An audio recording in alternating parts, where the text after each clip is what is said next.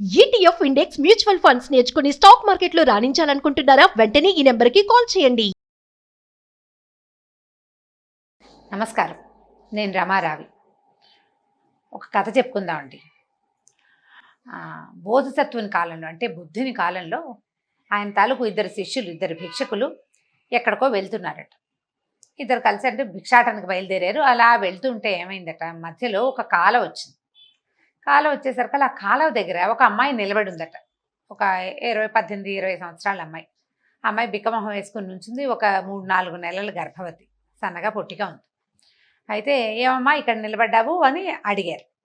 ఏదో మాట వరుసకి అడిగితే, నేను ఇది దాటలేకపోతున్నాను, నాకు భయంగా ఉంది, చాలాసేపటి నుంచి నుంచున్నాను, నన్ను మీ ఇద్దరిలో ఎవరైనా ఒకళ్ళు ఎత్తుకుని ఈ నది కాస్త కాలవ దాటిస్తారా బాబు అని అడిగిందట. అడిగేసరికల్లా ఒక శిష్యుడు, ఇంకా నయం, ఆడాళ్ళు ముట్టుకోకూడదు మేము, అబ్బాయి అది పనికిరాదన్నాడు. రెండో శిష్యుడు, అలాగేనమ్మా, దానికేం భాగ్యం, జాగ్రత్తగా పట్టుకున్నాను అని చెప్పి ఆ అమ్మాయిని ఎత్తుకున్నాడు. ఎత్తుకుని అవతలకి తీసుకెళ్ళాడు. ఎంత, ఒక 8-10 అడుగుల మేర, అంత మేర నడవటం. ఆ అమ్మాయి నీళ్ళల్లో దిగడానికి భయపడింది. గర్భవతి అవటం వల్ల మరీ భయం వేసినట్టుంది. సరే తీసుకెళ్ళాడు, దింపేశాడు. దింపేసేసరికి మొదటి శిష్యుడికి ఒళ్ళు మండిపోయింది. స్త్రీలను ముట్టుకోకూడదు, మనం సన్యాసులం, భిక్షుకులం, వీడేమిటి ఇలా ముట్టేసుకున్నాడు? అయ్యయ్యో, ఇప్పుడు వెళ్ళాక గురువుగారికి ఏం చెప్పాలో, అంటే వీళ్ళకి బోధిసత్వుడు బుద్ధుడే కాకుండా ఇంకా మధ్యలో చాలామంది గురువుగారులు ఉంటారు కదా, ఏం చెప్పాలి, మన దగ్గర ఉన్న పీఠంలో ఉన్న వాళ్ళంతా ఏమనుకుంటారు, వీడు ఇలాంటి పని చేశాడు, ఎలా ఈ పాపాన్ని కడుక్కోగలడు, చాలా ఆలోచించేస్తున్నట్ట. మల్లగుంతాలు పడిపోతున్నాడు లోపల. అడిగేయాలనుంది, తిట్టేద్దామనుంది, కేకలేద్దామనుంది, ఏమనాలో తెలియటల్లా. మొత్తానికి ఒక పావుగంట 20 నిమిషాలు నడిచాక పెగుల్చుకున్నాడు అనమాట లోపల నుంచి వస్తున్న ఉద్రేకాన్ని. అదేమిటి భిక్షు అలా చేసావు, అమ్మాయిని ముట్టుకున్నావు, అమ్మాయిని ఎత్తుకున్నావు, నువ్వు అలా ఎలా చేయగలిగావు, ఈ పాపరక్షాలను ఎలా చేసుకుంటావు నువ్వు అని అడిగాడు. ఎత్తుకున్న ఆయన అన్నాడు, నేను ఇందాక ఎప్పుడూ ఆమెను దింపేశాను, నువ్వు ఇంకా మోస్తున్నావు ఆమెని, నేను దింపేశాను ఎప్పుడో అని నడిచి వెళ్ళిపోయాడు.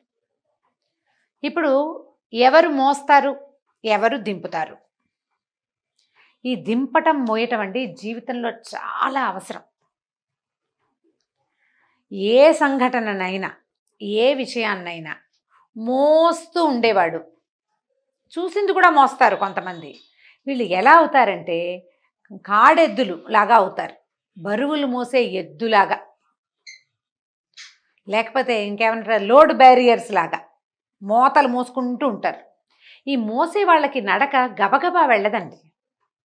మోసే వాళ్ళ జీవితం స్పీడ్గా ఉండదు, తప్ప నడక నడుస్తుంది, నిదానంగా నడుస్తుంది, కాలం కదలదు, మోతలు ఎక్కువైపోతాయి. అసలు మోసే గుణం గనక ఉంటే అందరినీ మోస్తాం, అన్నిటినీ మోస్తూ ఉంటాం.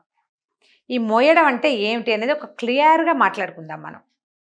ఏదైనా ఒక ప్రత్యేక సంఘటన, చిన్నతనంలో కూడా ఎవరైనా మనని చిన్నగా తక్కువ చేయటం, ఇంకొకరిని పెద్దని చేయటం, పిల్లల్ని కేకలేయటం, పిల్లల్ని కొట్టటం, చిన్నతనంలో జరిగిన దుస్సంఘటనలు, అబ్యూజింగ్ లాంటివి, అవి మనసులో ఒక చెరగని బలమైన ముద్రలు వేసుకుని ఉండిపోతాయి. వ్యక్తులు వాళ్ళు మనని ఇబ్బంది పెట్టడం, మనం ఇబ్బంది పడితే ఈ పాత సిచ్యువేషన్ తోటే ప్రతిదానిని పోల్చుకుంటూ నడుస్తూ ఉంటాం. దాన్ని అక్కడ వదిలేస్తే అంత బేర్ చేయం, అంత ఎక్కువ ఉండదు. ఇప్పుడు ఈ వదిలేయటం కొంతమందికి వస్తుంది, కొంతమందికి రాదు. ఎవరికైనా చెప్పుకుని స్వాంతన పొంది వాళ్ళతోటి మాట్లాడి, ఇవి ఇలా జరుగుతాయి, దీనికి పెద్ద ఇంపార్టెన్స్ ఇవ్వక్కర్లేదని గనక మనం తెలుసుకుంటాం. అప్పుడప్పుడు పెద్దవాళ్ళకి చెప్తాం కదా చిన్నప్పుడు, తెలుసుకుంటే దాన్ని వదిలేయటం కొంతమంది మనస్తత్వం. పెద్దవాళ్ళకి చెప్పలేకపోయి లోపలే దాచుకుని భయంతో, బాధతో, బరువుతో అలా మోసుకుంటూ తిరిగేవాళ్ళు ఇంకొంతమంది. చిన్నతనం కాబట్టి తెలియదు చిన్నతనం. ఇప్పుడు పెద్దవాళ్ళు అయ్యాక కూడా వ్యక్తుల్ని మోస్తుంటారు. ఏదైనా ఒక చిన్న అవమానకరమైన సంఘటన, ఏదైనా అవతల వాళ్ళు మనని హర్ట్ చేయటము, మనని ఇబ్బంది పెట్టడము, వ్యక్తుల వల్ల, ఒకళ్ళ వల్ల కాకుండా 2-3 ఒకే రకంగా మనతోటి బ్యాడ్ బిహేవియర్ చేయటము, ఇబ్బంది పెట్టడం అని. ఇక దాన్ని మర్చిపోలేక ఎంతసేపు తవ్వటం, దాని మీదే మాట్లాడటం, దాని గురించే ఆలోచించటం, ఇవన్నీ కూడా ఈ డిప్రెసివ్ లక్షణాల్లో భాగాలే. మొట్టమొదట బరువుని మోయటం మానేయాలి. ఇప్పుడు నాకే ఒకళ్ళకి చిన్నతనంలో ఎవరో ఒకళ్ళు మనం వినేవాళ్ళ సంగతి చెప్తున్నాను. నేనంటే నేనని కాదు. వినేటప్పుడు ఈ సంగతి వింటున్నప్పుడు చిన్నప్పుడు ఒక బ్యాడ్ ఇన్సిడెంట్ జరిగిందండి. నేను దాన్ని మర్చిపోలేకపోతున్నాను అని చెప్తారు. మర్చిపోవటానికి మన దగ్గర ఒక మంచి మెథడ్ ఉందండి. చిన్నప్పటి దుస్సంఘటనని ఎవరి దగ్గరైనా చెప్పండి.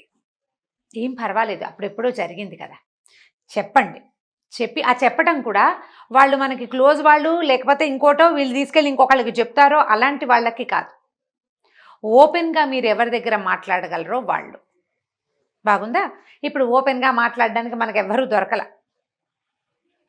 మనతోటి మనం కూడా మాట్లాడుకోవచ్చు.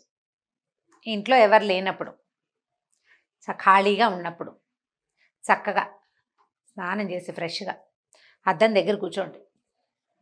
ఇది పెద్ద అద్దం కావక్కర్లా, చిన్న అద్దమైన. జరిగిన దాన్ని రీడ్ అలౌడ్ లాగా సే అలౌడ్ పైకి చెప్పండి.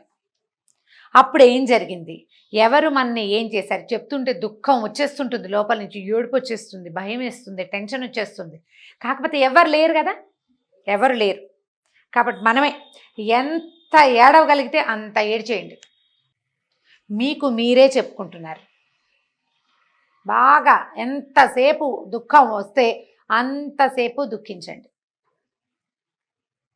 సగం బరువు తీరిపోతుంది. ఈ దుస్సంఘటనలని, ఇబ్బంది పెట్టే వాటిని చెప్పటం కానీ రాయడం కానీ చాలా ఈజీగా రిలీవ్ అవ్వడానికి ఉపయోగపడతాయి. మర్చిపోండి అని చెప్తామనుకోండి, ఎలా మర్చిపోతారు? చెప్పడం సులువు కాదు, చాలా సులువు చెప్పడం, కానీ చేసేటప్పుడు కష్టం కదా. ఎలా మర్చిపోతాం? గుచ్చుకుంటూ ఉంటుంది లోపల. శరీరానికి ఏముందో చిన్న దెబ్బ తగిలితే హీల్ అయిపోతుంది, కానీ మనసు గాయాలు హీల్ అవ్వవు కదా. దాన్ని హీల్ చేయాలంటే మనం జీవితం మీద ఆసక్తిని కలిగి ఉండాలి, జీవితంలో ముందుకెళ్ళాలి.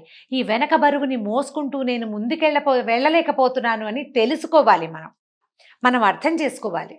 మన పురాతనమైన సంఘటన వల్ల, పాత వ్యవహారాల వల్ల, పాత ఇబ్బందుల వల్ల మనం ఇప్పుడున్న భవిష్యత్తులో ఈరోజు ఉన్న మంచి విషయాన్ని కూడా గ్రహించలేకపోతుంటే ఇప్పుడున్న ఎసెన్స్ అంతా పాడైపోతుంది కదా. లైఫ్ వాసన లేని పువ్వులాగా అయిపోతుంది.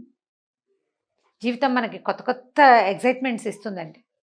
పాత బరువుని మోసేవాడు కొత్త ఎక్సైట్మెంట్ని తీసుకోలేరు. మీ మెడ వంగిపోయి ఉంటుంది, నడుము వంగిపోయి ఉంటుంది, తలకాయ మెడ కిందకి వంచేసుకుని నడుము కూడా వంగిపోయి నేలకి దిగిపోయిన వాడు బయట కనపడుతున్న రంగురంగుల ప్రపంచాన్ని ఎలా చూడగలుగుతారు? చూడలేకపోతాం. దాన్ని చూసేందుకు ప్రయత్నం చేయాలని భావించేవాళ్ళు ఈ వంగిన నడుముని, మెడని నిటారుగా చేయటానికి ప్రయత్నం చేయండి.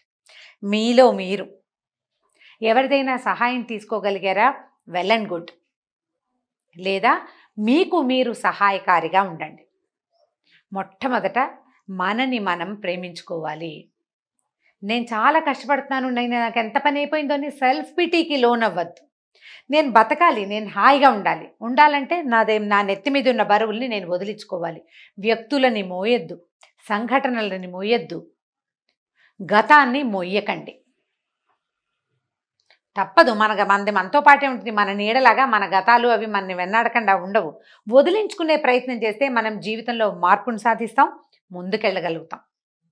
దానికి ఇవి బాగా యూజ్ అవుతాయి. ఇప్పుడు కొంతమంది ఏం చేస్తారంటే సాధారణంగా, అంటే మన సమాజంలో జరిగేదే చెప్తున్నాను, ఆధ్యాత్మికత వైపుకి మళ్ళుతారు.